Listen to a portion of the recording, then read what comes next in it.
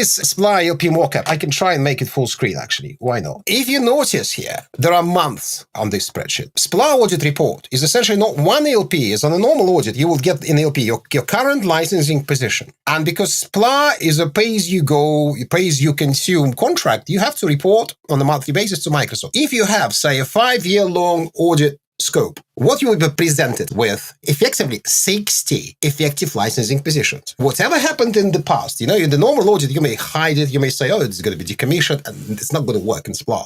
This is a big difference. Many things that you can be excused for in a regular audit, they just don't apply to SPLA because you have to be squeaky clean. Absolutely.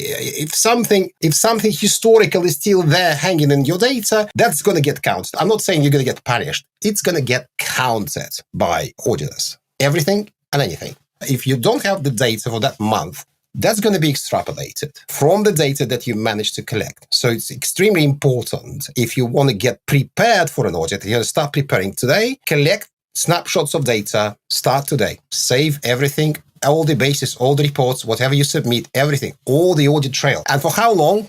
Well, the longest I've seen it was 7 years. There's no limit on how long the audit may be. Therefore, start saving all your data, start saving all the snapshots, start taking care of your data today. The other unique feature, which is not on this slide, is that SPLA scope is not a regular audit scope. What is a regular audit scope? Say Microsoft. Microsoft is usually company-wide.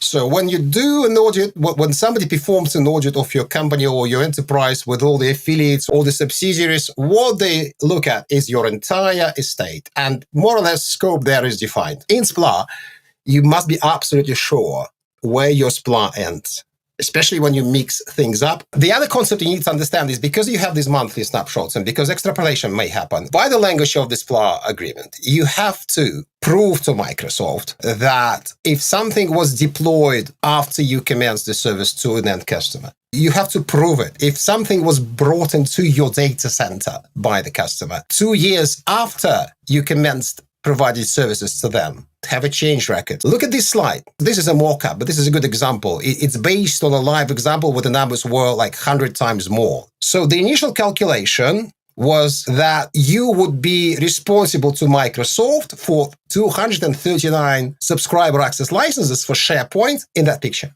After all the other evidence was provided to the auditor, the final figure became 28. Almost 90% of savings. So this is something that you must understand, that you have lots of cutoff points, the data that you must prepare and expect an audit anytime. SPLA providers right now are probably the only kind of customers that is still audited by Microsoft. Why? Because Microsoft wants everybody, all the providers, to lift their workloads and shift them to Azure. You can still be a CSP partner, dear provider. Yes, you won't lose your margins. You won't lose your customers.